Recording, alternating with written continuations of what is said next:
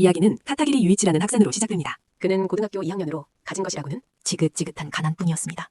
가장 기본적인 생활비를 벌기 위해 그는 온갖 아르바이트를 하며 몸이 부서져라 일해야만 했습니다. 하지만 지난 며칠간 유이치는 그 어느 때보다 더 필사적으로 일했습니다. 목표는 단 하나, 수학여행 비용을 마련해서 가장 친한 친구들과 함께 여행을 가는 것이었죠. 마감 직전에 겨우 돈을 내자 유이치와 친구들은 모두 매우 기뻐했습니다. 여기서 우리는 그의 절친들을 만나보게 됩니다. 부유한 사업가의 아들인 시베, 진지한 성격의 부반장 시오코, 전교 1등 수재 텐지, 그리고 누구에게나 상냥하고 다정한 소녀 코코로기입니다. 가난한 형편이었지만 유이치는 항상 자신을 세상에서 가장 운이 좋은 사람이라고 생각했습니다. 이렇게 멋진 친구들에게 둘러싸여 있으니까요. 그는 이 우정이 영원하기를 남몰래 바랐지만 끔찍한 폭풍이 모든 믿음을 휩쓸어 버릴 거라는 사실은 전혀 알지 못했습니다. 모든 것은 6교시에 금이 가기 시작했습니다. 담임선생님이 갑자기 청천전력 같은 소식을 전했을 때였죠. 반 수학여행비 200만엔 전액이 감쪽같이 사라졌다는 겁니다. 시베와 시호코, 이 두 사람이 돈을 모으고 보관하는 책임을 맡고 있었습니다. 하지만 5교시에 시베가 자리를 비운 사이 누군가가 그녀의 사물함에서 돈을 훔쳐간 것이었죠. 시호코는 흐느끼며 범인에게 돈을 돌려달라고 애원했지만 돌아오는 것은 반 전체의 무서운 침묵뿐이었습니다. 다음 날부터 시호코와 시베 둘 다 학교의 모습을 보이지 않았습니다. 연락조차 닿지 않자 모든 의심은 그 두 사람에게 쏠리기 시작했습니다. 그리고 요이치를 포함한 나머지 친구들조차도 그들을 변호할 어떤 명분도 찾지 못했습니다. 얼마 후 그가 한 아파트에서 아르바이트를 하고 있을 때였습니다. 그때 초인종이 울립니다. 그는 발신인이 사와라 시호라고 적힌 편지를 받게 됩니다. 편지 안에는 그녀가 극도로 중요한 할 이야기가 있다면서 유이치에게 학교 근처에서 만나자고 밤 11시에 약속을 잡는 내용이 적혀 있었죠. 약속대로 유이치가 약속 장소에 도착하자 그곳에 절친들이 모두 모여있는 것을 보고 깜짝 놀랍니다. 그가 무슨 일인지 몰라 어리둥절하고 있는데 친구들은 갑자기 그를 향해 심하게 비난하기 시작합니다. 그들은 자신들이야말로 유이치의 부름에 따라 이곳에 온 것이며 이 모든 장난을 꾸민 범인이 유이치라고 말합니다. 그런데 정작 당사자인 유이치가 가장 늦게 도착했다는 것이었죠. 설상가상으로 유이치는 자신의 이름으로 각자의 집까지 편지가 보내졌다는 말을 듣게 됩니다. 그는 충격에 빠져 편지들을 다시 읽어보았고 등골이 오싹해졌습니다. 단 한 번도 그런 편지를 쓴 적이 없었기 때문이죠. 갑자기 사와라지의 목소리가 들려오더니 유이치에게 뒤를 돌아보라고 말합니다.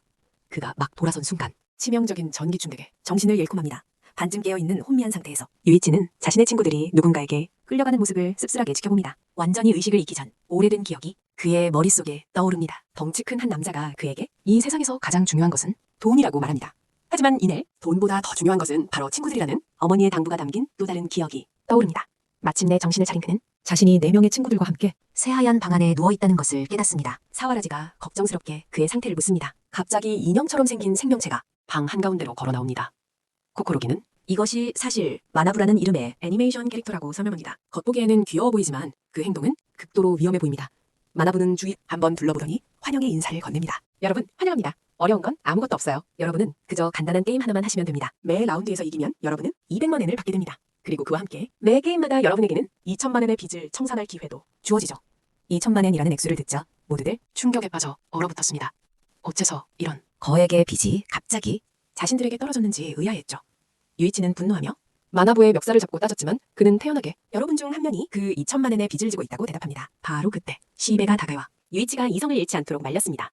텐즈는 마나부의 말이 대체 무슨 뜻인지 추궁하기 시작했습니다. 점차 텐즈는 만약 그룹 전원이 함께 게임을 클리어한다면 모두가 자유로워질 수 있다는 것을 깨달았죠. 텐즈는 이런 행위는 납치라며 마나부를 협박했고 법의 심판을 받게 될 거라고 말했습니다. 하지만 마나부는 비웃으며 말했죠. 아니요, 바로 여러분 중 한 명이 이 게임에 참가를 신청했고 심지어 참가비로 200만 엔까지 냈다고 말입니다. 유이치는 즉시 사건의 전후를 꿰어 맞추며 학교에서 사라진 200만 엔을 떠올렸습니다. 이는 즉 자신의 가장 친한 친구들 중 한 명이 배신자이며 그 돈을 훔치고 모두를 이 진창으로 끌어들인 장본인이라는 뜻이었죠.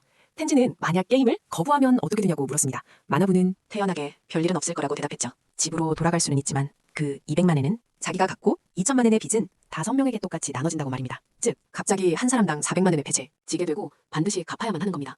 따라서 게임을 선택하면 빚을 줄일 기회가 생기는 거죠. 만약 실패하면 빚은 줄어들기는커녕 오히려 늘어나기만 할 뿐입니다. 하지만 이 게임에는 또 다른 충격적인 반전이 숨겨져 있었고 그건 나중에 밝혀집니다. 그룹은 혼란에 빠져 의논하기 시작했고 모두의 마음속에는 의심이 싹트기 시작했습니다. 진정한 배신자는 누구리며 2천만 엔이라는 빚의 진짜 주인은 누구일까요? 사와지가 너그러운 목소리로 말했습니다. 우린 모두 친구니까 만약 우리 중 한 명이 2천만 엔의 빚을 지고 있다면 그 친구는 분명 엄청난 고통에 겪고 있을 거예요. 서로를 의심하며 누가 범인인지 찾기보다는 다 함께 그 친구를 돕자고요. 모두가 그녀의 말에 동의했지만 유이치는 이 대답이 전혀 마음에 들지 않았습니다. 그의 마음속에서는 말로 표현할 수 없는 의심이 피어오르기 시작했죠. 바로 그때 마나부가 교활한 말로 유이치의 심리를 조종하기 시작했습니다. 그는 유이치의 정곡을 찌르며 물었습니다. 너 지금 내 친구들을 의심하는 거니? 친구와 돈 둘 중 어느 것이 더 중요하냐고요? 요이치는 충고가 전부라고 대답했고 이는 곧 그룹 전원이 도모다치 게임이 하는 우정 게임에 참가할 준비가 되었다는 뜻이었습니다. 그 후 마나부는 모두를 다른 방으로 데려갔고 그곳에서 첫 번째 게임이 공식적으로 시작될 예정이었습니다. 그 방은 마치 교실처럼 꾸며져 있었고 책상 위에는 각자의 이름이 적힌 5개의 카드가 놓여 있었습니다.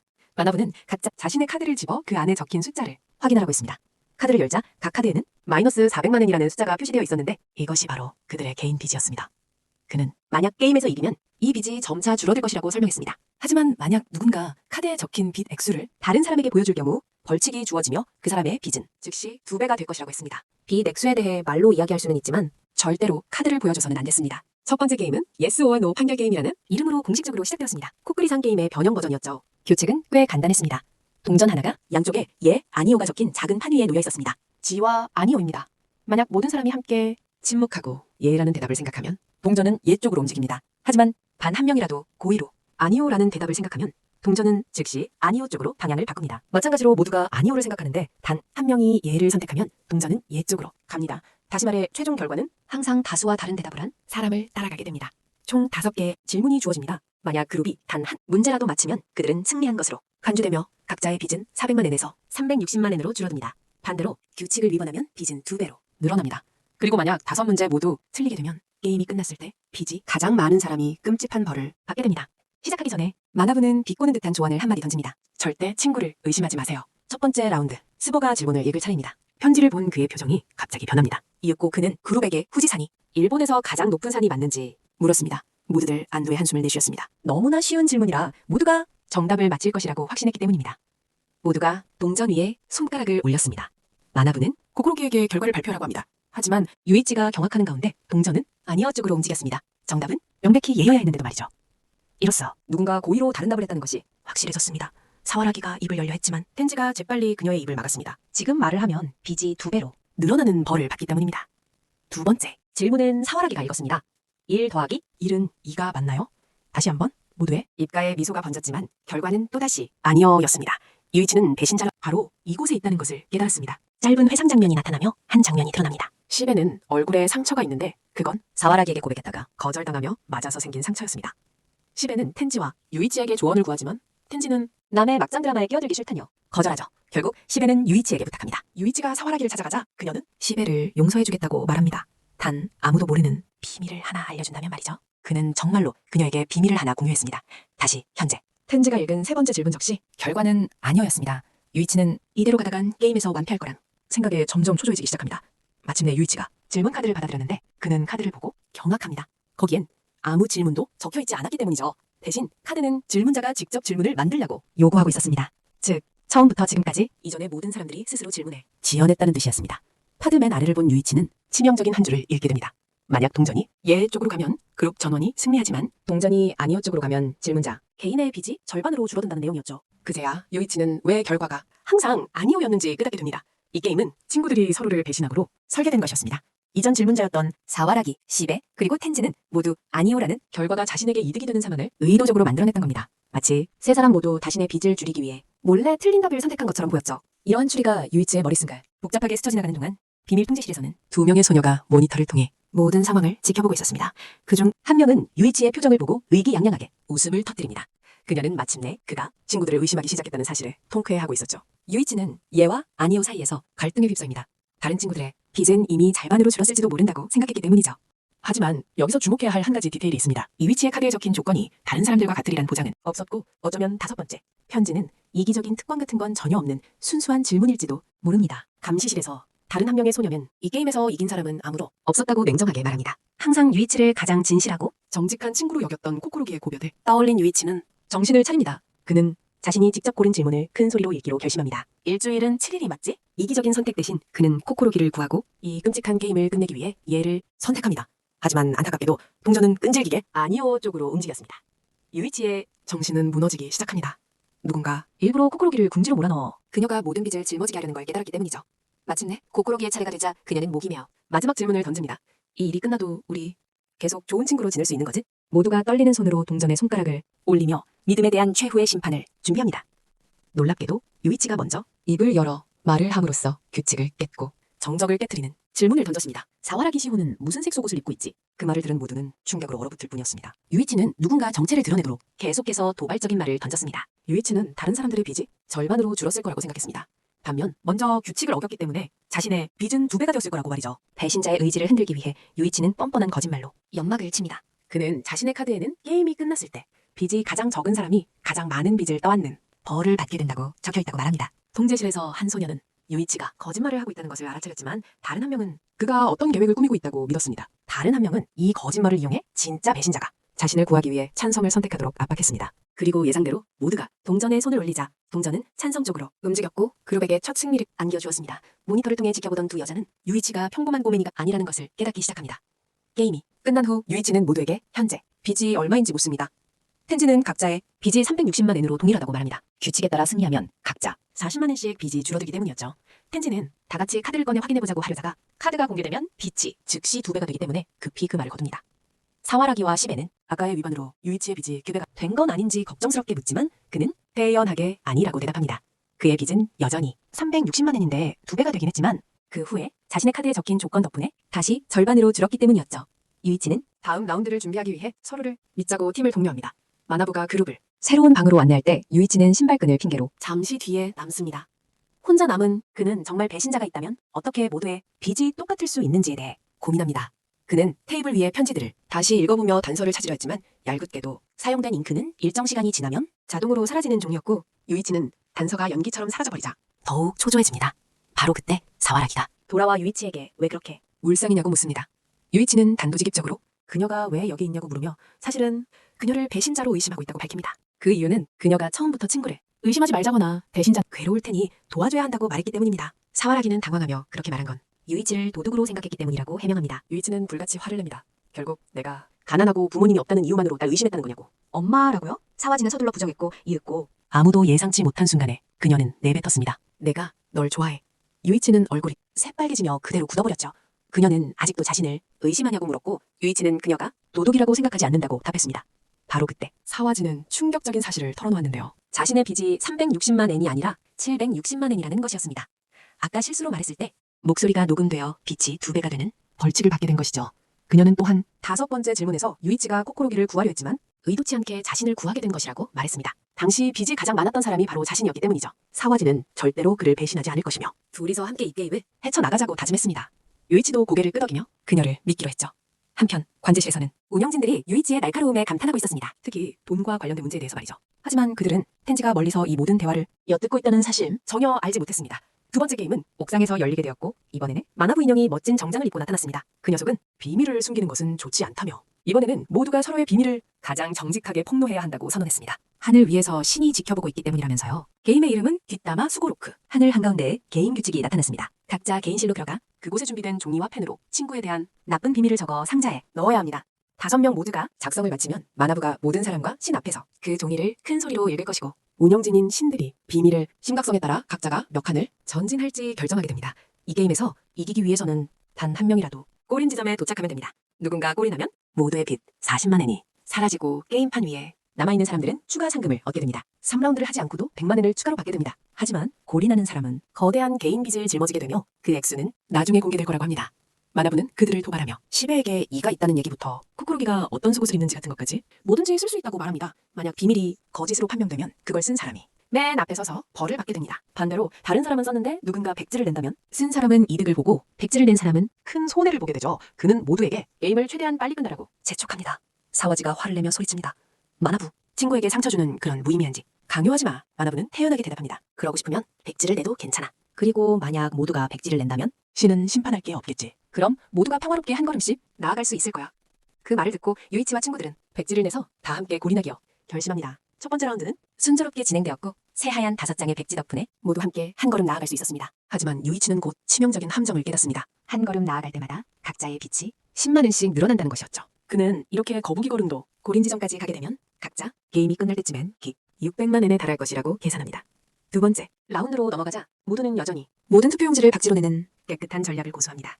하지만 진짜 악몽은 마나부가 이번에는 빚이 10만 엔이 아니라 무려 50만 엔으로 늘어났다고 발표하면서 시작됩니다. 모두의 얼굴이 굳어집니다. 그 사이 인형은 교활한 미소를 지으며 비웃습니다. 고작 2걸음 걸었을 뿐인데 빚이 60만 엔이나 늘었다고요?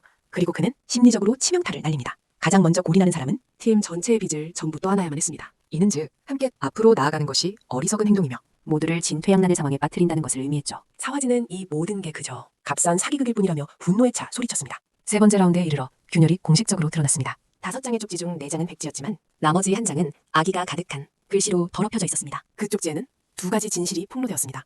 사와라지가 유이치를 좋아한다는 것과 사와라지와 펜지가 과거 연인 사이였다는 것입니다. 신이 이를 검증하고 이것이 사실이라고 선언하자 사와라지는 5걸음을 더 나아가야 했고 나머지 사람들은 단 한 걸음만 움직였습니다. 원래 사와라를 남몰래 좋아했던 시베가 그녀가 유이치를 좋아한다는 사실을 알게 되면서 격렬한 언쟁이 터져나왔습니다. 시베는 격분하여 유이치에게 분노를 터뜨렸고 텐지가 말리려 했지만 오히려 시베에게 호통을 들었습니다. 절정은 텐지가 모든 것을 잘한다고 선언했을 때였는데 그 이유는 바로 자신이 그녀의 전 남자친구였기 때문이었습니다. 사와지는 텐지에게 헛소리 좀 그만하라고 소리쳤습니다. 그건 그저 끔찍한 오해일 뿐이라면서요. 그녀는 두 사람이 소꿉친구였고 자신의 아버지는 경찰, 텐지의 아버지는 검사였다고 설명했습니다. 두 아버지는 대학 시절부터 절친이었기에 자식들의 약혼을 약속했다는 것이었죠. 그래서 그녀와 텐지는 가족들을 기쁘게 하기 위해 사귀는 척했을 뿐이었습니다. 2년 전 텐지의 아버지가 돌아가신 후 그는 전학을 갔고 우연히 두 사람은 작년에 다시 만나게 되었습니다. 이 말을 듣고서야 시베는 그것이 단지 연극이었다는 것을 알고 화를 가라앉혔습니다. 하지만 마나부가 그들 사이에 진짜 감정이 싹 텄을지도 모른다며 도발했죠. 그러자 텐지는 예전에 사와라즈를 좋아했고 지금도 그렇다고 인정하며 동시에 시베에게 그녀를 모욕하는 말을 하지 말라고 경고했습니다. 서로를 그 쪽지를 쓴 범인으로 의심하기 시작하면서 불씨는 걷잡을 수 없이 퍼져나갔습니다. 시베가 텐지에게 주먹을 날리려 하자 유이치가 재빨리 그를 막아서며 만약 그들이 진심으로 좋아한다면 이라고 상기시켰습니다. 사와라기를 더는 힘들게 하지마. 한편 코코로기는 사와라기에게 고백합니다. 자신도 유이치를 좋아하며 유이치 또한 자신에게 마음이 있다고 생각한다며 숨막히는 분위기 속에서 4번째 게임이 시작됩니다. 이번에는 글이 적힌 쪽지가 무려 3장이나 나왔습니다. 첫 번째 쪽지, 유이치 녀석은 중학교 3학년 때까지 엄마랑 같이 잤다. 두 번째는 유이치가 과거에 일주일 동안 씻지 않았다는 내용이었고 세 번째는 사와라기에게 치명타를 나이며 그녀가 성형수술을 했다고 주장했습니다. 제이는 곧바로 사와라기에게 사실이냐고 따져 물었고 그녀는 그저 씁쓸하게 되물을 뿐이었습니다. 그게 사실이라면 자기를 더는 좋아하지 않을 거냐고요? 이어진 5번째 게임에서는 단 한 장의 쪽지만이 나왔지만 그 내용은 가히 파괴적이었습니다. 중학생 시절 코코로기는 돈을 벌기 위해 원조 교제를 했었던 너니가 코코로기는 완전히 무너져 내렸습니다. 그녀는 엉엉 울음을 터뜨리며 오직 이 비밀을 아는 사람은 자신과 그녀뿐이었기에 절친인 사와라기를 주모자로 몰아세웠습니다. 사와라기가 아니라고 맹세했지만 코코로기는 더 이상 그녀를 믿을 수 없었습니다. 바로 그때 제이가 경멸적인 말을 내뱉습니다. 어차피 생긴 것도 순진한 타입은 아니지 않냐면서요. 그 말에 격분한 텐지는 여성을 모욕하는 태도라며 그의 뺨을 세게 후려쳤습니다. 텐지는 유이치에게 코코로기를 부탁한 뒤 사와라기와 함께 자리를 떴습니다. 유이치가 위로하는 동안 코코로기는 흐느끼며 털어놓았습니다. 지금 이곳에서의 괴롭힘 따위는 예전 학교에서 겪었던 고통에 비하면 아무것도 아니라고요. 과거가 떠오릅니다.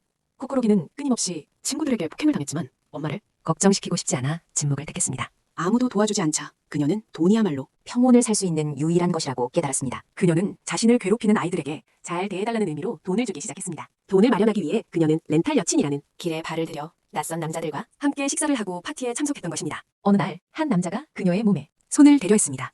코코로기는 너무나도 겁에 질려 도망치려 했죠. 그녀는 필사적으로 유이치에게 자신의 결백을 믿어달라며 애원했습니다. 그때 마나부가 나타나 끊임없이 그녀를 조롱하며 절망의 구렁텅이로 몰아넣었습니다.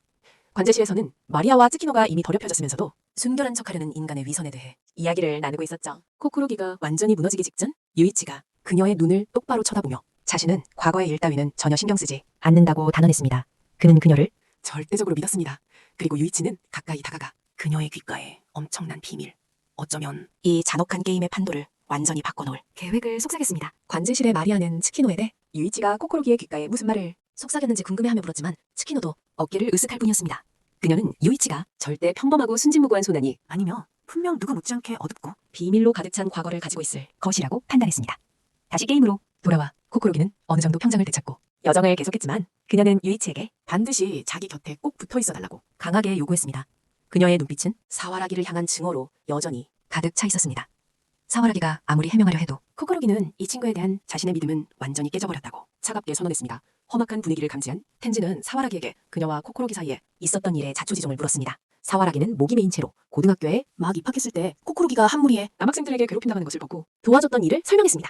그때 괴롭히던 애들 중 한 명이 코코로기는 돈을 위해서라면 무슨 짓이든 할 여자애라는 모욕적인 말을 내뱉었습니다. 걱정이 된 사와라지는 나중에 코코로기에게 따로 그게 무슨 말인지 없게 그리고 바로 그때 그녀는 듣게 되었습니다. 자기 친구의 과거에 대한 진실을요. 이 게임이 시작되기 전까지 오직 사와라기만이 알고 있던 비밀이었습니다.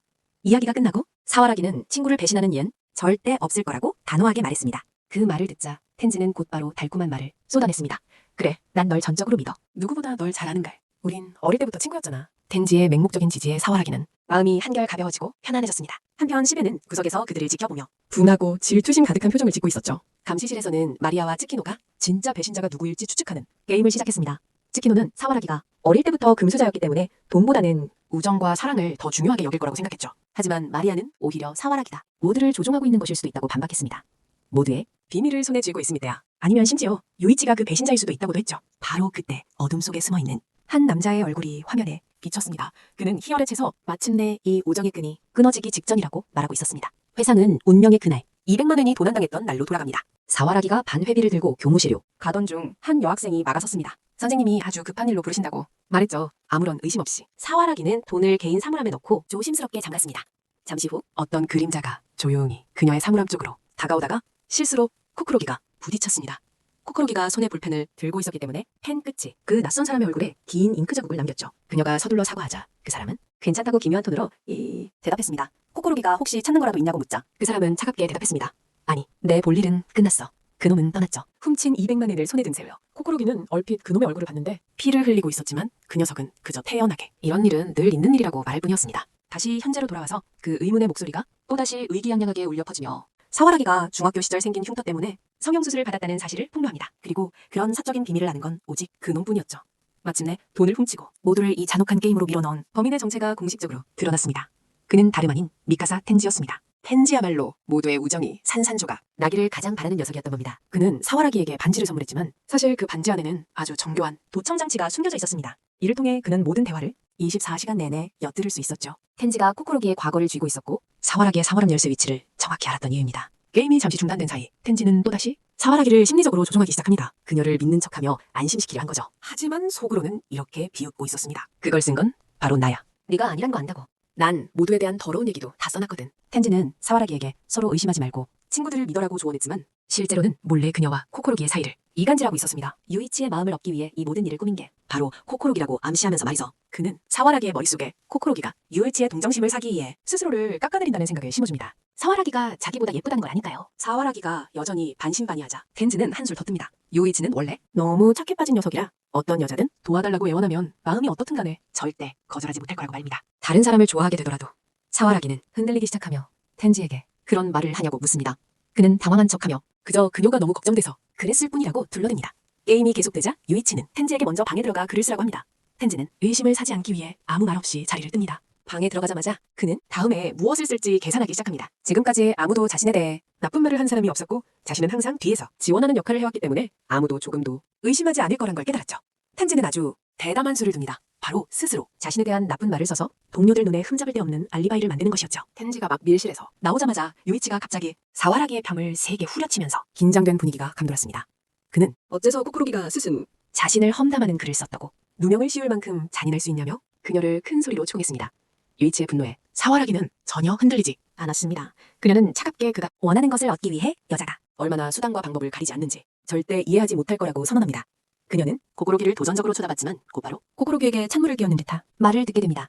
코코로기는 그녀의 말이 완전히 맞다면 예를 들어 누군가가 자신의 외모를 되살리기 위해 성형수술까지 하는 것처럼 말이죠. 라고 비꼬았습니다. 이 자매간의 막장 드라마를 목격한 텐지는 자신의 이간질 계획이 예상보다 더 빨리 진행되자 속으로 쾌재를 불렀습니다. 사와라기는 분한 듯이 자신이 수술한 것은 예뻐지기 위해서가 아니라 얼굴에 오래된 흉터를 가리기 위해서였다고 설명하며 코코로기가 자신을 믿지 않는다면 자신도 더 이상 신경 쓸 필요 없다고 선언합니다. 코코로기도 지지 않고 자신은 오직 유이치만 곁에 있으면 됐고 다른 사람들은 그녀에게 전혀 중요하지 않았습니다. 코코로기가 유이치에게 자신을 믿냐고 물었을 때 유이치가 고개를 끄덕인 것은 사와라기와의 관계에 비수를 꽂는 것과 같았습니다. 펜즈는 둘 사이에 균열이 생긴 것을 보며 속으로 쾌재를 불렀고 머지않아 사와라기가 자신에게 넘어올 것이라고 생각했죠. 믿음을 더욱 굳히기 위해 텐즈는 사와라기에게 그녀를 전적으로 믿는다고 단언했고 이에 감동한 그녀는 고맙다며 그의 손을 잡기까지 했습니다. 그는 먹잇감이 완전히 덫에 걸렸다며 속으로 웃었죠.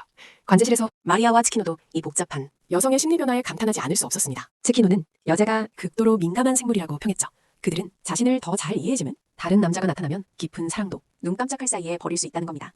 게임은 계속돼요. 코코로기, 유이치, 사와라기, 그리고 마지막으로 10의 순서로 방에 들어갔습니다. 마나부는 이번에는 단 2장의 쪽지만 제출되었다고 신나게 알렸죠.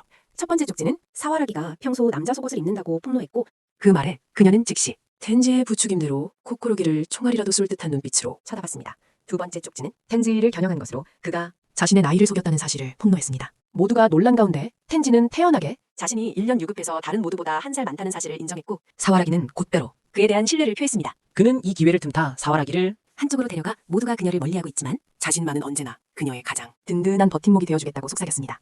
바로 그때 사와라기가 앞으로 나아가자 새로운 규칙이 발동되었습니다. 그녀에게는 멤버 중 아무나 한 명을 선택해 도모다치 게임 운영진이 그 사람의 가장 어두운 비밀을 조사하고 폭로하게 할 권한이 주어졌습니다. 텐즈는 자신의 본성이 드러날까 두려워하며 식은땀을 흘리기 시작했습니다. 자신의 진실이 백이라에 드러날 것이라고요. 마나부는 교활하게도 사와라지에게 가장 신뢰하는 사람을 선택하라고 조언했고 이 때문에 텐즈의 공포는 배가 되었습니다. 자신의 모든 제 꾀에 제가 넘어갈 위기에 처했기 때문이죠. 텐즈를 선택할까 망설이던 그때 시베가 갑자기 기백 넘치게 나서며 자신을 선택해달라고 요구합니다. 자신의 영혼은 완전히 순수하고 숨길 것이 아무것도 없다고 믿었기 때문이죠. 하지만 인생은 꿈과 같지 않았습니다. 시베 자신은 스캔들이 없었지만 갑자기 나타난 대형 스캔들이 그의 아버지에 대한 역겨운 진실을 폭로했거든요. 시베의 아버지는 알고 보니 악명 높은 사기꾼으로 상습적으로 여성 동료들에게 추악한 행위를 저지르고 돈으로 범죄를 덮어온 인물이었습니다. 통제실에서 마리아는 시베에게 잘못이 없다는 걸 알았지만 스키노는 냉정하게 누가 자기 자식을 범죄자의 아들과 친구로 만들고 싶겠어? 라고 대답합니다. 시베는 극심한 공황 상태에 빠졌습니다. 사와라지가 그건 아버지의 잘못이라고 위로하려 했지만 텐즈는 악랄하게도 어쩌면 시베 자신도 무슨 나쁜 짓을 저지르고 아버지가 돈으로 덮어준 것일지 모른다고 말을 못했습니다. 시베는 한쪽에는 고코로기 커플, 다른 한쪽에는 텐즈와 사와라지 사이에서 완전히 고립되었습니다. 이 상황은 오히려 텐즈가 안도의 한숨을 쉬게 만들었습니다. 결과적으로 시베 아버지의 죄 덕분에 자기가 한번 구원받을 셈이니까요. 다음 라운드는 다 한 장의 쪽지로 진행되었습니다. 마나부는 연민과 혐오가 뒤섞인 눈빛으로 쳐다보더니 사람을 죽인 적이 있다는 내용을 큰 소리로 읽었습니다. 이 충격적인 소식에 텐즈의 초월적인 두뇌마저 공포로 얼어붙고 말았습니다. 무슨 일이 일어나고 있는지 그리고 누가 그것을 썼는지 이해할 수 없었죠. 하지만 텐지가 유이치 쪽을 힐끗 보자 그는 소년의 얼굴에 떠오른 사악한 미소를 보고 소름이 돋았습니다. 그때서야 텐지는 유이치가 더는 예전의 그가 아니라는 것을 경악하며 깨닫게 됩니다. 더 이상 그의 장기말이 아니라 바로 유이치가 이 게임을 주도하고 있었던 겁니다. 자신이 살인자라는 천지가 뒤집어질 만한 비난에 시베는 마나부에게 살면서 그런 끔찍한 짓은 단 한 번도 해본 적이 없다고 필사적으로 소리쳤습니다. 뒤에 서 있던 텐즈는 조용히 관찰하며 시베 같은 도련님 성격으로는 그가 그렇게 끔찍한 행위를 저지를 배짱이나 잔인함이 전혀 없다고 판단했습니다. 그러고는 텐즈는 다시 한번 유이치를 떠보는 듯한 눈빛으로 쳐다봤습니다. 시베는 마나부에게 감히 자신에 대해 이런 거짓말을 쓴 녀석은 분명 벌을 받게 될 거냐고 간절히 물었죠. 마나부는 태연하게 규칙을 설명했습니다. 만약 적힌 내용이 거짓으로 증명되면 글을 쓴 사람이 선도에서는 벌을 받게 된다는 규칙이었죠. 하지만 마나부가 시베에게 그 비난이 거짓임을 증명해보라고 도발하자 불쌍한 그는 한 번도 저지르지 않은 일에 대한 증거를 어떻게 내놓을 수 있냐며 하늘을 부르짖을 뿐이었습니다. 잠시 교활한 생각을 하던 마나부는 이 세상에 시베를 믿어주는 사람이 아직 남아있는지 알아보기 위해 신성한 투표를 진행하기로 합니다. 시베가 공정함을 간절히 빌었음에도 불구하고 결과는 그에게 치명타를 날렸습니다. 무려 99% 신들이 그를 믿지 않는다고 선언한 것이죠. 그리하여 시베는 강제로 5걸음을 더 나아가 공식적으로 빚더미 군단의 선두가 되었습니다. 관제실에서 스키노는 일단 범죄자의 아들이라는 낙인이 찍히면 신들은 시베의 해는 나위에는 전혀 신경 쓰지 않을 거라고 차갑게 말했습니다. 시베가 가장 절망하던 순간 유이치가 다가와 그의 귓가에 진심 어린 위로의 말을 속삭였습니다. 무슨 일이 있어도 자기는 시베를 절대적으로 믿을 거라고 시베가 살인자일 리 없다는 걸 안다고 말이죠. 이 말에 시베는 감동해서 울음을 터뜨립니다. 유이치는 이어서 방금 전의 라운드로 숨어있던 배신자가 누구인지 확실하게 알게 되었다고 선언합니다. 이 말을 들은 텐지는 식은땀을 줄줄 흘리기 시작합니다. 시베는 유이치의 날카로운 머리가 정말로 자신을 꿰뚫어본 것은 아닌지 초조해합니다. 유이치는 설명합니다. 지금까지의 모든 쪽지는 오직 분열이라는 하나의 목적으로 한 사람이 쓴 것이니 그룹이 서로를 물어뜯어서네요. 안 된다고요? 텐즈는 단결이라는 카드를 사용해 모두를 안심시키는 법을 아는 그가 정말 만만치 않은 상대라고 속으로 감탄합니다. 하지만 그는 유이치가 그저 감각을 속이기 위해 연막을 치는 것일 뿐이 하는 희망을 버리지 않습니다. 코코로기는 배신자의 이름을 밝히라고 재촉합니다. 하지만 유이치는 지금 당장 정체를 밝히기를 거절했고 이 때문에 텐즈는 유이치가 그저 허세를 부리는 것이라고 더욱 확신하게 됩니다. 유이치는 자신있게 모두가 함께 이 게임에서 이길 수 있는 완벽한 전략이 있다고 알립니다. 그는 그룹 전체에게 험담수고로크 불합리함을 분석해줍니다. 첫 번째 라운드에서 서로를 믿고 함께 나아갔을 때 빚이 갑자기 300만 엔이나 늘어났다는 점을 지적합니다. 우승자에게 주어지는 상금은 고작 200만 엔에 불과한데도 말이죠. 그는 도전적으로 하늘을 가리키며 운영진이 자신들을 익명의 관객들을 위한 값싼 유흥거리 연극으로 만들고 있다고 단언합니다. 그리고 게임을 더욱 극적으로 만들기 위해 한 걸음 한 걸음 내디딜 때마다 빚이 불규칙하게 늘거나 줄도록 설계했다는 겁니다. 유이치의 추리에 따르면 게임이 끝나면 이렇게 발생한 빚은 자동으로 소멸되어 모든 것이 중립 상태에 돌아갈 것이라고 합니다. 즉, 이 게임은 사실상 가상의 오락에 불과하면 그들의 원래 빚은 변하지 않을 것이라는 뜻입니다. 그의 날카로운 주자는 통제실에 있는 마리아마저 그 논리성에 감탄하게 만듭니다. 예상 밖이었죠. 유이치는 이대로 평범하게 게임을 계속하면 시베가 먼저 꼴이 나게 될 것이고 나머지 팀원 전체의 벌과 빚을 전부 떠안게 될 거라고 경고합니다. 친구들을 구하기 위해 그는 대담한 제안을 하나 하죠. 지금부터 모두가 자기 자신에 대한 험담을 직접 써서 투표하자는 겁니다. 만약 따르지 않는 녀석이 있다면 그 배신자의 정체를 즉시 폭로하겠다고 말이죠. 계획은 코코로기가 백지를 내고 나머지 네 사람이 스스로를 헐뜯어서 시호의 순위를 빠르게 따라잡아 다 함께 골인하자는 것이었습니다. 하지만 텐지는 이 전략에 격렬하게 반대했죠. 유이치가 왜 불만이냐고 대묻자 텐지는 날카로운 반격을 날립니다. 바로 유이치에게 배신자의 이름을 지금 당장 말하라고 요구한 것이죠. 유이치가 살짝 당황하며 머뭇거리자 텐지는 그가 그저 허세를 부리고 있을 뿐 실제로는 아무것도 모른다는 걸 간파합니다. 그는 만약 유이치가 정말로 알고 있다면 그냥 그 이름을 말해서 다 같이 그 녀석의 험담을 쓰고 혼자 골인하게 만들면 된다고 차갑게 말하죠. 유이치는 지금 그렇게 하는 건 정당하지 않다며 발을 뺐지만 텐지는 그의 말을 더는 우리를 속이려 들지 마. 우린 이미 골인 지점 바로 앞이라고. 그리고 지금 이 상황에서 누구를 믿는다는 것 자체가 치명적인 실수야. 텐지의 강경한 태도에 유이치는 결국 위험천만한 계약을 받아들일 수밖에 없었습니다. 만약 다음 라운드에서 계획이 실패하면 그는 반드시 배신자를 확실한 증거와 함께 지목해야만 합니다. 그렇지 않으면 텐지는 영원히 그의 말을 믿지 않겠다고 했죠. 협정이 맺어지고 새로운 라운드가 시작되자 각자 조용히 투표 부스로 들어갔습니다. 하지만 마나부가 결과를 발표했을 때 유이치에게는 찬물이 끼얹어졌죠. 제출된 투표용지가 총 10장이나 되었기 때문입니다. 원래는 쪽지가 4장만 제출되어야 했는데도 말이죠. 유이치는 자신이 엄청난 실수를 저질렀다는 사실에 경악했습니다. 규칙 하나를 깜빡하고 있었던 겁니다. 바로 한 사람이 험담 쪽지를 한 장 이상 낼 수 있다는 규칙이에요. 마나부는 이 기회를 놓치지 않고 유이치를 멍청이라며 비웃어서이야. 그리고 텐지는 유이치의 계획은 쓰레기라며 배신자의 정체를 밝히라고 압박했죠. 막다른 길에 몰린 유이치는 고개를 숙이며 사실은 누가 범인인지 전혀 모른다고 실토했습니다. 유이치가 무너지자 텐지는 곧바로 사와라기를 데리고 가며 이제 유이치를 믿는 건 무의미하다고 못 박았습니다. 사와라기는 유이치 곁에 남으려고 했지만 텐지는 교묘한 말로 그녀를 흔들었습니다. 고집을 부려봤자 상처만 더 받을 뿐이고 옛 우정은 영원히 끝났다는 말에 그녀는 결국 그를 따라갈 수밖에 없었죠. 텐지는 속으로 희열을 느꼈습니다. 승리가 이미 손안에 들어온 것만 같았죠. 게임은 그렇게 숨막히는 정적 속에서 18라운드나 더 흘러갔습니다. 아무도 서로에게 말을 걸지 않았고 분위기는 무서울 정도의 불신과 냉랭함으로 가득 찼습니다. 그리고 19번째 라운드 사와라기는 결승선까지 딱 한 걸음만을 남겨두고 있었습니다. 이는 그녀가 팀의 막대한 빚을 전부 떠안게 된다는 의미였죠. 텐지는 연극배우 같은 표정으로 그녀를 보며 그녀가 고집만 부리지 않았더라면 자신이 구해줄 수도 있었을 거라며 가식적인 유감을 표했습니다. 관제실에서는 마리아가 한숨을 쉬며 실망했습니다. 이 그룹도 이전의 실패자들과 별반 다를 게 없다고 생각한 거죠. 하지만 치키노는 갑자기 이상한 점을 발견하고는 소리쳤습니다. 게임은 아직 끝나지 않았다고요. 바로 그때 유이치의 표정이 기묘하게 돌변했습니다. 그는 자신에게 필살의 계획이 있으며 100% 확실하게 배신자를 잡을 수 있다고 선언했죠. 텐지는 또다시 무시하려 했지만 유이치는 게임 규칙의 허점을 이용한 아주 치명적인 반격을 날렸습니다. 그는 모두에게 상기시켰죠. 헛소문을 퍼뜨리면 빚이 2배가 되는 벌칙. 유이치의 계획은 이번 라운드에서 모두가 투표용지에 똑같은 내용을 단 하나만 적는 것이었습니다. 바로 내가 토모다치 게임 참가 신청을 했다라는 내용이었죠. 이것은 그야말로 천재적인 한순수이다. 진짜 배신자가 이 내용을 적으면 진실을 말하는 셈이다. 벌칙 없이 그 자리에 가만히 있게 되고 반면 나머지 4명은 거짓말을 했기 때문에 앞으로 나아가는 벌칙을 받게 되어 다음 게임으로 향하는 고린 지점에 더 빨리 도달할 수 있게 됩니다. 배신자만 막대한 빚과 함께 뒤에 남겨두고서요. 유이치는 마나부에게 운영진 측에서 누가 신청자인지 이미 알고 있는지를 확인했고 마나부는 고개를 끄덕이며 인정했습니다. 그러자 유이치는 결론을 내렸죠. 이 계획에 동의하지 않는 녀석, 그 녀석이 바로 배신자다 라고요. 텐지는 공식적으로 막다른 길에 몰려 더는 빠져나갈 구멍도 없게 되자 투표 부스에 들어가서도 스스로를 저주하며 미친 듯이 판을 뒤집을 방법을 찾았습니다. 그는 눈물 콧물 쏙 빼는 연기를 펼쳐서 아주 비극적이고 절절한 이야기를 지어내 모두의 동정심을 사기로 결심했죠. 텐지가 눈물을 글썽이며 나아자 시호는 여전히 해맑게 웃으며 자기 차례를 준비했습니다. 모두가 제출을 마친 후 유이치는 모두에게 자기가 시킨 대로 했는지 다시 한번 확인했고 모두에게서 고개를 끄덕이는 대답을 받았습니다. 텐지는 심호흡을 한 번 하고 인생 최고의 명령기를 펼칠 준비를 했죠. 하지만 마나부가 발표한 결과는 모두를 경악하게 만들었습니다. 4장은 백지였고 글씨가 적힌 종이는 단 한 장뿐이었는데 그 내용은 내가 토모다치 게임도 시작했다 였으며 그 종이의 주인은 바로 텐지였던 겁니다. 모든 시선이 마치 칼날처럼 그에게로 꽂혔습니다. 유이치는 미소를 지으며 자신의 계획이 배신자의 가면을 벗기는데 완벽하게 성공했다고 말했죠. 텐지는 처절하게 울부짖기 시작했습니다. 제발 자기 말을 들어달라고요. 설명.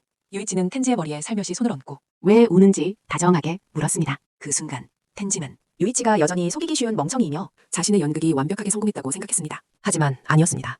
텐지가 고개를 드는 바로 그 순간 유이치는 갑자기 그의 머리채를 거칠게 잡아당겼습니다. 그의 얼굴은 순식간에 진짜 악마처럼 사납고 섬뜩하게 변했습니다. 이 갑작스러운 변화에 텐지는 너무나도 놀라 공포에 질려 진짜로 울음을 터뜨렸습니다. 유이치는 왜 이런 쓰레기 같은 짓을 했냐며 그에게 소리쳤고 자백하라고 몰아붙였습니다. 엄청난 압박감과 뇌리에 박힐 듯한 흑화한 유이치의 얼굴에 텐지는 결국 무너져 내려 고개를 숙이고 자신의 모든 죄를 인정하고 말았습니다. 마리아는 이 전설적인 역전극에 감시 화면을 통해 목격하고 완전히 충격에 빠졌습니다. 츠키노는 담담하게 말했습니다. 게임 전체를 다시 자세히 보면 모든 것을 이해할 수 있을 거라고요. 왜냐하면 유이치는 사실 처음부터 세계의 정교한 덫을 놓았기 때문입니다. 그것들을 눈치채기만 한다면 누구라도 유이치의 진짜 본성에 경악하게 될 것이라고요. 남다른 지성을 가졌으며 결코 평범한 남학생이 아니라는 사실을 말이죠.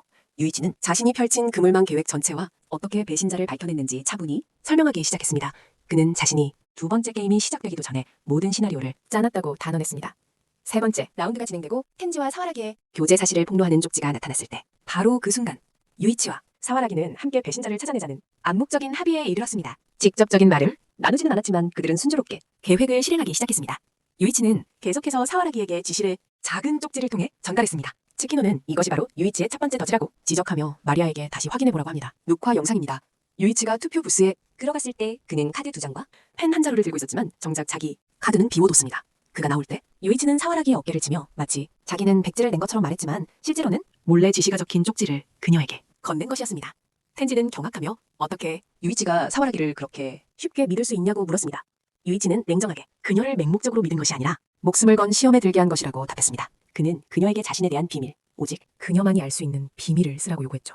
이전에 사와라기가 개인적인 비밀 하나를 알려달라고 하는 장면을 봤었는데요. 그 비밀은 바로 그가 일주일 동안 목욕을 하지 않았다는 것이었습니다. 이는 그 투표용지가 확실히 사와라기가 썼다는 것을 의미하며 간접적으로 그 라운드의 나머지 험담 투표용지는 배신자의 것이라는 걸 증명합니다. 나이에 대한 두 번째 카드는 사실 텐지 자신이 교란을 위해 쓴 것이었고요. 이어서 유이치는 다섯 번째 라운드가 끝난 후 코코로기에게 쪽지 하나를 건넸다고 설명합니다. 그 라운드에서 코코로기에 아주 민감한 사적인 비밀이 폭로되었을 때 유이치는 태연하게 그녀에게 메시지를 보냈습니다. 사와라기는 우리 편이야. 그녀를 의심하지 마. 대신 싸우는 척해서 배신자를 함정에 빠뜨리자. 라고요. 그 후 유이치는 코코로기에게 사와라기에 대한 비밀, 오직 둘만이 아는 비밀을 쓰라고 말했습니다. 그 내용의 투표용지가 나타난 낮은 배신자가 바로 나머지 쪽지를 쓴 사람이라는 것을 다시 한번 증명했죠. 이런 방식으로 코코로기 역시 유이치의 시험을 통과했습니다. 유이치는 이 모든 불같은 시험 끝에 이제 텐지와 자신만이 어둠 속에서 서로 맞서고 있다고 선언합니다. 그는 텐지의 코앞에서 계속해서 사와라기에게 정보를 흘려주고 있었던 겁니다. 텐지는 여전히 고집을 부리며 따졌습니다. 하지만 그 녀석은 항상 내 옆에 있었잖아. 바로 내 옆에 서 있었다고. 난 한 번도 누구에게도 그녀에게 접근하거나 말을 걸 기회를 주지 않기 위해서라고. 유이치는 태연하게 투표함 안에서의 3분이면 자신에게는 충분하다고 대답했습니다. 그는 텐지가 막 부스에서 나왔을 때 자신이 사와라기를 때렸던 순간을 다시 언급했죠. 뺨을 때리는 척하면서 유이치는 재빨리 그녀에게 지시가 적힌 쪽지를 건넸던 겁니다. 츠키노는 이것이 바로 유이치의 두 번째 함정이라고 말합니다. 그는 각자가 드나드는 순서와 시간을 완벽하게 제어하고 있었던 거죠. 모든 것이 그의 계산 안에 있었던 겁니다. 유이치는 덧붙여 설명합니다. 특별한 기회가 나타나고 친구 게임 운영진이 신청자의 신원을 파악하게 되면 배신자는 더 이상 숨을 곳이 없어진다고 말이죠. 한편 시베 또한 자발적으로 용의선상에서 벗어났습니다. 만약 그가 배신자였다면 그의 어두운 비밀들이 이미 폭로되었을 테니 남은 유일한 용의자는 텐지뿐이었죠. 텐지는 멍하니 물었습니다. 코코로기와 사와라기노 연극이나 스스로를 험담하자는 아이디어까지 전부 계획의 일부였냐고 말이죠. 유이치는 그렇다고 확인시켜줍니다. 그는 그 계획에 허점이 있다는 걸 알았지만 빚이 늘어나지 않을 거라고 말했음에도 텐지는 멈추지 않고 계속해서 판을 깨려고 했습니다. 바로 그 점 때문에 유이치는 텐지의 목표가 돈이 아니라 그보다 더 잔혹한 무언가라는 걸 깨달았던 겁니다. 텐지는 분해하며 왜 그때 바로 자신의 정체를 밝히지 않았냐고 묻습니다. 유이치는 게임이 이제 겨우 절반 지났을 뿐이고 이 연극이 끝나기도 전에 그가 너무 빨리 자멸하는 걸 원치 않았다고 답하죠. 텐지는 백지 규칙은 아무 의미도 없다고 누구든 카드를 여러 장 낼 수 있지 않냐며 계속해서 우깁니다. 츠키노는 나서서 그것이 바로 세 번째이자 마지막 함정이라고 못 박죠. 유이치는 인정합니다. 모두를 시험했음에도 불구하고 자신은 여전히 그들을 완전히 신뢰하지 않았다고요. 그래서 그는 우정의 증거를 요구했던 겁니다. 텐지에게 다가가 뭔가 이상한 점은 없었냐고 묻습니다. 그제야 텐지는 모두의 가슴에 있던 빚이 적힌 이름표가 전부 사라졌다는 것을 깨닫고 경악하죠. 유이치는 그들에게 이름표를 넘겨주면 믿어주겠다고 선언했다고 설명합니다. 그들은 배신자가 아니었기에 순순히 이름표를 넘겨줬다는 거죠. 큰 비밀이 폭로된 상황에서 코코로기와 사와라기を그렇게 빨리 믿지 않았을 겁니다. 사와라기의 이름표를 직접 보기 전까지는 말이죠. 이는 유이치가 지침서에 적어둔 내용이었습니다. 그 때문에 코코로기가 그리고 이어서 시베가 유이치에게 이름표를 넘겨준 것입니다. 시오는 4라운드에서 유이치가 텐지와 시베가 몸싸움을 벌이는 동안 사와라기에게 자신의 이름표를 건넸다고 덧붙입니다. 그녀가 확인한 후 유이치는 그것을 돌려받고는 그녀의 이름표를 달라고 요구했죠. 그가 이 모든 일을 한 것은 여러 사람이 한꺼번에 이름표를 제출하는 것을 막기 위해서였습니다. 유이치는 이름표를 인질로 삼아 그것을 넘겨주면 믿어주겠지만 그러지 않으면 의심받게 될 거라고 못 박았습니다. 거절하는 것은 스스로 배신자임을 인정하는 셈이었기에 모두가 그에게 얌전히 이름표를 넘겨줄 수밖에 없었죠. 시호는 오직 비범한 정신을 가진 자만이 그런 약점을 파고들 수 있다고 결론 내립니다. 인간의 결점을 깊이 이해하고 권력의 힘과 돈의 마력을 꿰뚫어보는 자 말입니다. 텐지는 멍하니 쉰 목소리로 유이치 이제 왜 마지막에 자신을 골랐는지 그리고 처음부터 자신을 의심하고 있었던 것인지 묻습니다. 유이치는 꼭 그런 건 아니었다고 차분하게 대답합니다. 그저 자신이 텐지를 너무 잘 알기 때문이었고 의심은 텐지가 평소답지 않게 행동하기 시작했을 때 싹 텄다는 거죠. 그가 아는 텐지는 원래 똑똑하고 침착하며 언제나 모든 싸움을 중재하는 심판 같은 존재였습니다. 하지만 게임이 시작되자마자 애초에 시베에게 싸움을 건 텐지 당신이었어. 시베와의 싸움을요. 그가 뒤에서 험담을 했다고 뒤집어 씌우면서 유이치는 되묻습니다. 과연 그게 말이 되냐고요. 입이 너무 가벼워서 아무도 비밀을 털어놓지 않는 이 바보 같은 시베가 어떻게 다른 사람을 험담할 정보를 손에 넣을 수 있겠냐는 거죠. 시베는 쏠 총알이 전혀 없어요. 게다가 사와라기에게 비밀을 알려줄 때 요이치는 그녀에게 절대로 시베에게는 말하지 말라고 신신당부했고 코코로기 역시 그에게 입을 열 리가 없는데 그런데도 네 번째 라운드에서 엄마랑 같이 잔다는 비밀이 등장했죠. 사실 그건 시베가 스스로 쓴 거였어요. 사와라기를 지키기 위해서요. 코코로기의 비밀이 밝혀졌을 때 시베는 가장 서투른 방식으로 그녀를 위로하려 했고 워낙 바보라서 그의 말이 그렇게 이상하게 들렸던 겁니다. 유이치는 시베가 입이 가볍다는 걸 잘 알고 있어서 그에게는 가장 마지막에 말하기로 선택했죠. 텐지는 그제야 자신의 치명적인 실수를 깨닫습니다. 그는 너무 멍청해서 그런 치밀한 계획을 실행할 수 없는 녀석에게 죄를 뒤집어 씌우려 했던 겁니다. 바로 그 조급함이 그의 꼬리를 잡히게 한 거죠. 마나부가 긴장된 분위기를 깨고 선언합니다. 게임은 아직 끝나지 않았다고요. 배신자는 밝혀졌지만 사와라기는 어떡할 거냐고요. 바로 그때 유이치가 다가가 인형의 귀에 무언가 속삭입니다. 스키노는 깜짝 놀라 즉시 데이터베이스를 확인하고 그 정보가 정확하다는 것을 확인합니다. 마나부가 큰 소리로 게임 종료를 선언합니다. 유이치가 유일하게 골인했고 그 말은 즉 모두가 승리했다는 뜻이라서 다들 큰 충격에 빠집니다. 마나부는 자신이 일부러 7번째 라운드에서 가짜 험담 쪽지를 썼고 방금 자신이 거짓말을 했다는 걸 확인했다고 설명합니다. 페널티 규칙에 따라 그는 사와라기보다 한 칸 앞으로 밀려나 골인 지점에 도착하게 된 거죠. 사와라기는 목이 메어 이건 불공평하다고 말하지만 돌아온 대답은 이것이 최선의 선택이라고 말이죠. 자신이 세 번째 게임에 참가하는 동안 친구들이 충분한 시간을 갖고 자신 없이 텐지를 신문하고 그의 운명을 결정하게 하려는 겁니다. 자신은 그 누구도 심판할 자격이 없다고 생각했기 때문이었죠. 사와라지는 그런 모습에 당황합니다. 유이침은 코코로기가 울고 있을 때 속삭였던 말을 다시 꺼냅니다. 그녀가 겪었던 일은 자신의 과거에 비하면 아무것도 아니라고 말이죠. 유이치는 자신이 끔찍한 짓을 저질렀으며 진실을 알면 친구들이 더는 친구로 지내주지 않을까 두려워서 계속 비밀로 해왔다고 인정합니다. 텐지에 비하면 자신의 배신이 훨씬 더 잔혹하다고요. 사와라지가 그 과거에 대해 캐묻자 유이치는 차갑게 소름 돋는 진실을 밝힙니다. 7번째 라운드에서 그는 시호가 살인자라고 썼지만 사실 진짜 살인자는 바로 자기 자신이었다고요. 츠키노는 기록을 통해 유이치가 과거 3명을 죽였으며 그를 진짜 괴물이라고 부릅니다. 마나부는 혼자서 세 번째 게임 클리어하는 건 불가능하다고 비웃습니다. 유이치가 지금은 세상을 구하는 영웅 행세를 하고 있을지 몰라도 분명 곧 후회하게 될 거라고요. 유이치는 그저 비웃으며 대답합니다. 누가 후회하게 될지 두고 보자. 그는 이 친구들이 자신의 인생에 조금이나마 깨끗하게 유지해주는 유일한 존재였지만 다음 라운드에서는 친구도 자신을 묶어둘 족쇄도 없을 것이라고 설명합니다. 그는 착한 척하던 가면을 벗어던지고 자신의 진짜 본성을 드러내 상대방은 물론 운영진까지 전부 박살낼 수 있다고요. 마나부는 그게 협박이냐고 묻더니 모두에게 유이치가 3명을 죽인 살인자라고 공개적으로 선언하고 합니다. 시베는 경악하며 그를 연쇄살인마가 그들 사이에서 평범한 삶을 사는 척하고 있었다고 말합니다. 텐지는 그 기묘한 순간에 입을 열어 때로는 상황이 사람을 원치 않는 일을 하도록 내몰기도 한다고 말합니다. 시베는 즉시 만약 텐지가 그걸 이해한다면 어째서 그랬냐고 따져묻습니다. 유이치의 행동에는 분명 이유가 있을 거야. 하지만 텐지는 비웃을 뿐이었죠. 아버지가 를 믿으려 노력했지만 이제 모든 것은 끝났다고요? 마나부는 유이치가 세 번째 게임에 혼자 참가해야 할 것이라고 알렸습니다. 그는 다른 사람들이 유이치를 응원할 수는 있겠지만 사실 살인자와 엮이거나 친구가 되고 싶어하는 사람은 아무도 없다며 비꼬았습니다. 유이치는 냉정하게 그 사실을 받아들였죠. 그는 친구들에게 자신을 잊으라고 했습니다. 자신 또한 그들의 모습을 마음속에서 완전히 지워버릴 것이라고요. 마음속 깊은 곳에서 유이치는 이것이 친구들을 이 수렁에서 구해낸 유일한 방법임을 알고 있었습니다. 그는 마음속으로 돌아가신 어머니께 뒤늦은 사과를 전하고는 단호하게 목표 지점의 문을 향해 걸어갔습니다. 하지만 바로 그 순간 텐지가 갑자기 달려와 유이치를 막아서며 혼자 가게 둘 수는 없다고 선언했습니다. 모두가 경악하는 가운데 텐지는 자신 역시 뛰어난 거짓말쟁이라고 고백했습니다. 그는 마나부에게 남녀관계에 대해 신문받았을 때 거짓말을 했다고 말했습니다. 자신은 단 한 번도 사와라기에게 연애 감정을 느껴본 적이 없다고요. 유일한 목적은 그 녀석이 잔인하게 우정을 박살낸 것은 그로운 모두의 우정을 깨뜨려 한 사람을 고립시키고 그 사람을 독차지하여 자신의 것으로 만들기 위함이었습니다. 그리고 그 사람은 다름 아닌 바로 유우였습니다. 텐지는 자신이 예전부터 유우에게 계속 끌렸다고 인정하며 그 미친 선언을 증명이라도 하듯 대낮에 모두가 보는 앞에서 그에게 키스를 했습니다. 남은 이들이 엄청나게 경악하는 가운데 두 사람은 함께 세 번째 게임의 검은 구멍 속으로 곧장 떨어졌습니다. 이때 관제실에서는 스쿠가 마리아에게 충격적인 사실 하나를 밝힙니다. 미카사 텐지가 이 게임에 참가한 것은 이번이 처음이 아니라는 것이었죠. 그는 친구 게임에 두 번째로 돌아온 베테랑이었고 이는 즉 그가 분명히 누구도 상상할 수 없는 깊은 계획을 품고 있다는 것을 의미했습니다. 두 번째 게임은 예측 불가능한 결말로 막을 내리며 그룹 내 가장 위험한 두 사람 사이에 음모가 뒤얽힌 새로운 장을 열었습니다. 우정이라는 연극은 공식적으로 막을 내리고 살인자 유우와 미스터리한 최종 보스 텐지 사이의 기괴한 동맹에게 자리를 내주었습니다. 과연 이것은 새롭게 싹튼 우정일까요? 아니면 그저 더 잔혹한 도박의 시작일 뿐일까요? 과연 누가 진짜 사냥꾼을 찜은 세 번째 게임 다음 편에서 확인해보세요. 애니 기사 채널에서 말이죠. 모두들 2026년 행운 가득한 한 해 되시길 바랍니다. 지금까지 저희 채널과 함께 해주셔서 감사합니다. 네.